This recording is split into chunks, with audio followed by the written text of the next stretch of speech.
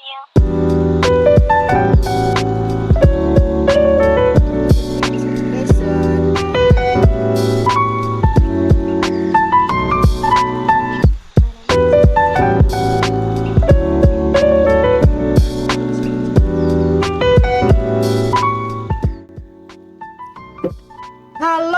good morning, good afternoon, good evening, and maybe good night, wherever you are, our dear listeners, and welcome to the podcast of the Catalyst Naksu, or Naksu, the Catalyst Naksu to be correct. Yes. So, my name is Annie Lestari. I'm the second semester student at Sanata Dharma University with English education, and we have two friends who are here with me, and our group is called the Catalyst Naksu. So before I talk about the topic, maybe I want them to introduce themselves first. Let's start with you, Ansel. Hello everyone. My name is Mariatan Selma. You can call me Ansel. I'm also second semester student from PBI Sanata Dharma, and I'm from West Kalimantan, especially Sintang. And a lot of people know me as someone who loves dancing. And it's pretty good at it. Dancing is my biggest passion, and I love to sharing my positive energy with my mom. Yes, she is really a good dancer. She can remember all the move, even little thing, like I cannot even cope up with that, but she can, and you have to watch her dancing. Okay, Bonfil, what about you? Can you introduce yourself? Okay, hello guys. My name is Bonfil Concordo, but you can call me Bonfil. I'm from West Kalimantan, Pontianak. I'm also the second semester, just as Baeni and Ansel, from PBI Sanata Dharma. My friends know me as someone that often comes late to the class, but also I have a good thing for me, which is I'm a pretty good guitar player. Yes. So you have to hear, like when Bonfil is playing the guitar and Ansel is dancing, like the whole class is very noisy. Anyway, so guys, today we are going to talk a very special topic. One topic that we choose as our homework for discussion, which is actually very in-depth. We are going to talk about the critical analysis and its relevance of Kung Fu Panda movies to the young generation. So Ansel and Bonfil are coming from Gen Z, and they already watched the movie definitely, and they do love the movie. So we are going to explore like why this Kung Fu Panda somehow leave them some motivation, to face the world. So anyhow, before we go there, I just want you guys to explain about why we choose Catalyst Naksu. So, Catalyst Naksu is actually inspired by a Korean drama series. So, the title is Soul Alchemist. It tells about the journey of Naksu, a woman warrior that lost her all memories and tried to discover about her true self and her true love. So she suffer from Amnesia. Okay, amnesia, and she has to find herself. It's kind of a journey.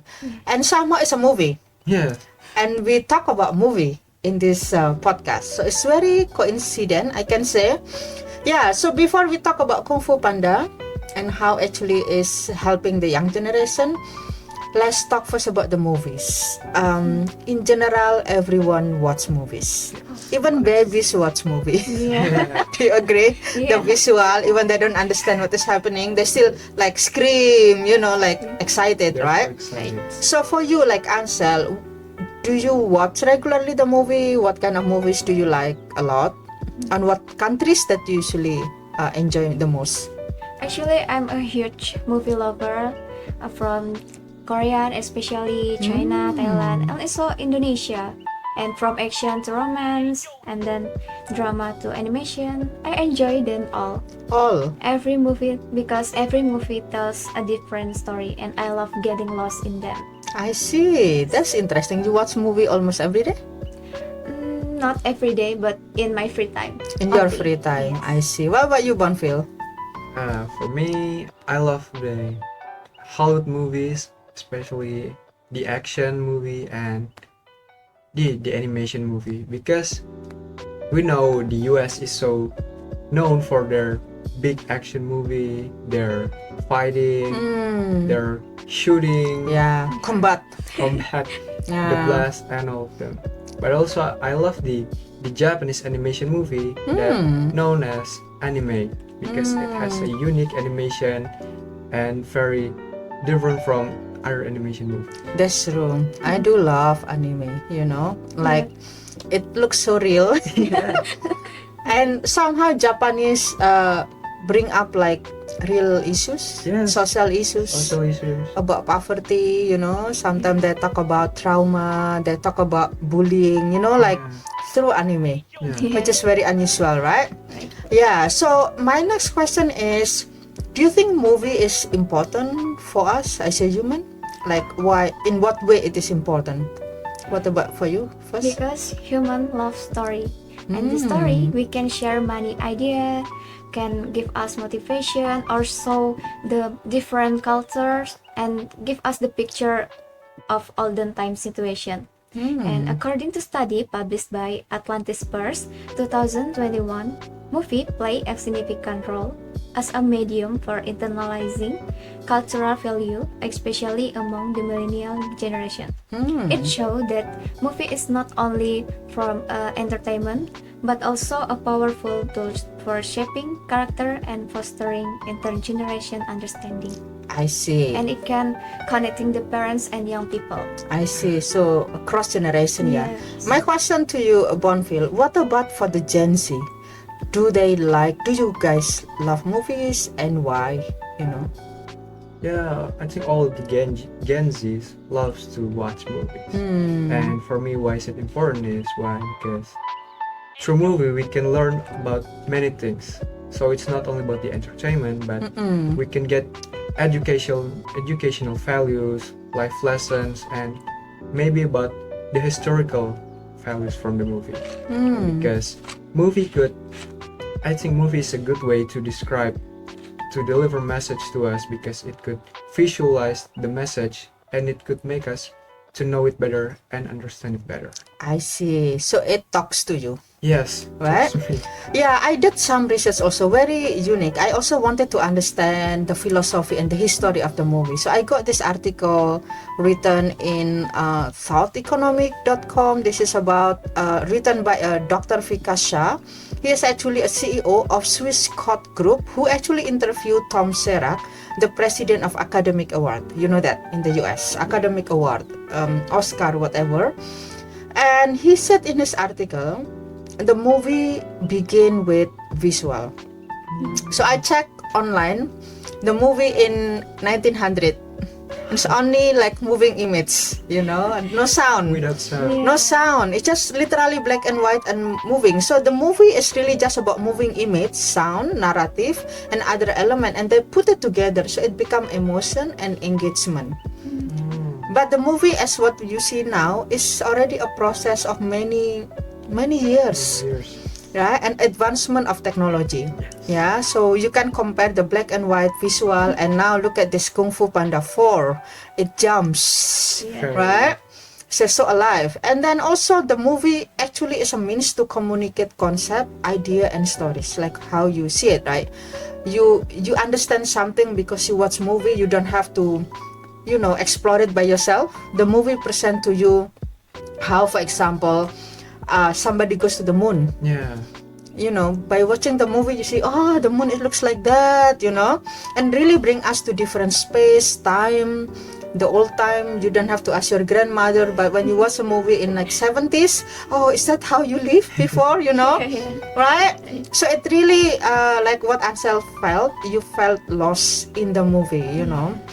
And then also another question that I want to ask you, you know, now in the community, in the old days, people usually watch movie together. If you ask your mom or your grandma, usually there is a village who will screen movies, right? Once a year lah, maybe once in 2 years, twice a year. Yes. But now no more, right? So, but doesn't mean people don't watch movie. But I think the older generation watch less movies for some reason, right? Yes. Because also they don't have access to the computer. They only rely on TV, and the TV in Indonesia is only drama. No other genre, the rich and the poor, and this, like that. So my question to you is, what are really why is important for society to watch the movie? What are the roles of movies to the society in general? Maybe because, like you said, we by movies we know about how people live that time. It described something that it's already in the past. So maybe we're not in there at that time, but through movie we can know about how it feels. That's true. What about for you, Ansel? Is it like important tradition to watch movie together? Do you think it's important? Yeah, because it can give us education about the different culture, and we can imagine that. We can know, we can open our mind. I have a question for the Gen Z, because Gen Z somehow people who like inside their room, right? You can be alone for many hours, but like, for example, if now there are new program to create a collective movies where you screen a movie together and everyone come and watch together, do you think the young generation will like that kind of idea, or they think, this is too old, I can watch in my room? Maybe the Gen Z prefer to watch it alone in the room with the lights off and lay on the bed. I think Really? it's more more fun because we can be more focused on the movie. And So community watching is not kind of your preference? yes, because I think maybe it's kind of old tradition. And your old tradition. Okay, so that's one thing to consider. The Gen Z do not like to have like community screening somehow. Okay, that's one thing was good to know. Yeah, and also I think the role of the movie is also like what you say. It actually represent the past, the now, but also how we want the world to be, right? It's your imagination, your idea about the future. If you don't like injustices, you want something justice. But what kind of justice you want? The movie will actually bring us to the next step, right? So movie is really across time zone. Okay, let's move to the next one now. You watch a lot American, Japanese, Chinese, Korean, right? This is kind of somehow from the research I did, really the top like movie industries. They really dominant. They really dominate the movie industries, right? So why do you think these countries are very dominant, and what are really the impact that you can see? On my research, I asked Gemini, and I find there are 3 countries that dominate in movie industry. The first is Hollywood, China, and India. Why? Because Hollywood still produce about 14% of global film revenue. And China in 2020, China surpassed that US to become the large box office market by revenue. And India produced over 2,000 film annually, making it the large film producer by quantity. And also India's strength lies in its vast domestic audience and its large diaspora around the world. So that's why the 3 is dominant in country in a movie industry in the world.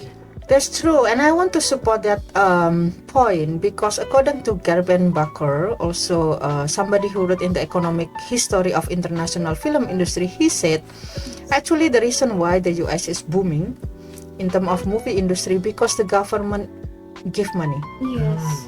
It's not like natural people just competing for the best movie, but they get investment from the government also and from the private, to create the best movie as much as possible. So that's the reason. And you don't find that in many countries because the other countries are too poor. They cannot even eat, right? So they cannot even produce a good movie. Now, Bonfil, my question to you is, what are different philosophies that you find among this movie coming from different countries? Are they really the same or differences? What are the differences? So because I love the American and the Japanese movie, so I think I'm gonna compare those 2 countries. So a few times ago, I actually got a handout that given by Mr. Marcus, my lecturer. So it talks about the comparative between the Japanese and the American. So if we look from the aspect of the view of the universe, so the Japanese people or the Japanese movie is very strong in the belief of their cultural. So they really have to protect their nature and the balance. And if for the American, they believe that destiny is something they need to conquer. They need to fight for it. And you can do anything and you just need to really work hard. Okay. Okay, that's something to do with our Kung Fu Panda movie. After this, what about for you, Ansel? You watch like Korean, Yeah, recently, Indonesian too, Thai. yeah, of course. But recently, I watched 20th Century Girl from Korea and Better Days from China. So I want to compare the both. 20th Century Girl offer a warm, emotional, and nostalgic story focused on young love, while Better Days present a darker, more serious view on school bullying and broader social issues. So in my opinion, Korean films emphasize emotional and personal stories, whereas China's film often highlight realistic and complex social issue. But I think the both have their own unique appeal. I see. I agree with you. But in my view, there are so many movies. In general, some of them are very cultural. Yes. Like Korean movie, but there are some commonalities that I found. Many of these movies are very westernized also. Like you work very hard, then you become a princess, right?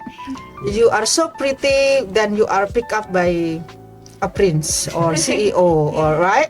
There is kind of a common message that I find it quite kind of normal in that movies, in that genre, romantic especially, that it gives that kind of illusion. Like you just have to be honest, work very hard, and someday you will become the queen of this company. If you are lucky enough, CEO of this company will like you and marry you. That kind of message. So somehow, as a person who is not that age anymore, I do not find that kind of message is good, because it's not really a real life. Yeah. The real life is not like that. You can be so pretty doesn't mean you can be a princess, right? Yeah. You still have to work. Right? Yeah, right? So now let's put that down in Kung Fu Panda. So Kung Fu Panda was released in 2008 for the first time. And then now there are 4 series already. And it is produced by Hollywood. And people assume it's Chinese movie. But from your research, is it Chinese movie? Actually, from a YouTube video from Ascended Cinema, it tells about, actually this movie is made from a kid that adores Kung Fu so much. So he grew up watching Kung Fu movies like Bruce Lee and Jet Li, so he loves it so much. But he wants to make a movie based on his own dream, not the real Kung Fu. So that is the origin of the Kung Fu Panda movie. I see. What about for you, Ansel? Yeah, on my Did you think it's a Chinese movie? I think in beginning I think it's from China, but after I researched, actually it's not from China. It's make me a little shocked for that. Yeah, actually I Honestly. did some reading on that also, and somehow according to Chinese community, maybe visual wise it represent Chinese, but they also critic, like they don't use so much dragon. Dragon is very sacred animal in the Chinese philosophy. You don't just display the dragon. Yes. Even in Chinese movie they don't use that much, because it's the goddess. It's the god, right? Yeah. So they pray to this animal, and then you don't just put it everywhere. But then in that movie it has so much dragon, which actually represent Chinatown everywhere. And then another critic is also Kung Fu is really about philosophy of life. If you watch Jet Li, Bruce Lee, even like Jackie Chan, it's really about balance. About focus, about life principle. It's not about the action. But all this like Po and the rest are really just about the body move like you can jump and you can, like whatever, you can fly, but it's not about the philosophy per se. The philosophy maybe you can get it from the Sifu, the Sifu in that movie, and also the Okwa, the master, the master who always preach about, how to embrace this and that. But in general, Kung Fu itself is really about life principle, being humble, down to earth, and so on. And I think that's one of the biggest critic. That's why the Chinese people think this is not my movie. Yeah, but anyhow, regardless of that, the movie is adapted by, like what Bonfil said, American. It's an American kid who dream about Kung Fu, but it's still okay. And I think that movie still somehow is very genuine. They try to appreciate Kung Fu, they try to appreciate China and all this culture inside. So my question to both of you are, for you guys, for the young generation, when you watch this movie, what can you learn that motivates you to face the world, to move forward, when you face difficulties, that actually remind you about how to overcome difficulties? Let's start with Ansel. Okay. For me, for young people especially, stop overthinking what other people say. Like a Po, he faced judgment for other people, like you cannot be good Kung Fu, but he keep try and practice Kung Fu until he success. So you just need to focus on yourself and doing your best until you success. Then Don't care about what other people say. So it's about believing in yourself and perseverance also. Like continue to practice what you believe. Like you dancing, you keep practicing so you are good in dancing. Otherwise, if you just do once, twice, you will not remember many things, right? Right. Yeah. So your skill is actually built. It's not one night. Yeah. That's true. What about you, Bonfil? So I think this movie teach me many lessons about life. So just as what Econobo said, it's like from Poe, he has so much curiosity in him. So if we have curiosity in ourselves, we can be more curious to learn many things, so that we can have more knowledge in life and many lessons, and also to become patriotic. We know Poe is a person that loves to protect his hometown, the village. So as a young generation and all of people, we need to protect about our countries and care about it. I see. So it's about being authentic and dream big, and also about taking responsibility, but being perseverance, and also after you have all the skill, the knowledge, what are you using for? And Poe actually is showing to us, you again use it to protect your people and your country. So I think my last question to you, from that lesson, what can the Gen Z or the young generation at least learn? Like the Gen Z are a generation that develop from the technology. You practically know Canada, Australia more because you keep doing research online, TikTok and stuff, right? But what I notice also, there are less knowledge about the environment around you, the people living next to you, right? So learning from that movie, how you can relate that to the Gen Z, your message to them? I think for Gen Z, we need to be more care about ourselves and our environment around us, caring for the social issues around us, not only about the other countries that maybe may more interesting from our country, but we need to be care about ourselves first, our cultural and many things. Okay, what about you, Ansel? What can you share to our listeners? For you guys, from the movie, life is not always happy, but sometimes we can failure, we can sad, but with that, don't overthinking, and you just need to grow up and then believe yourself. So that's for me. Okay, thank you. So that will be the closing of our podcast today, friends. So we hear a lot about how the young generation view the movie, and it's quite different again with millennial generation. But also what kind of lesson that we should learn. We should enjoy movie, but beyond that, how movie message can actually be relevant for our social life, because we are growing up, we will be an adult, and we have to learn to take responsibilities, right? So Kung Fu Panda movies 1 to 4 are very good entry point to learn how to face life, right? Yes. So guys, if you haven't watched the movie, please, I think it's already available in YouTube. I'm not sure. Maybe number 1 only, yeah. But the number 4, I watched it somewhere in Netflix or in the plane. So again, thank you so much. We are from the Catalyst Naksu. We are so happy to share with you in this podcast, and we will get back to you again in the next episode.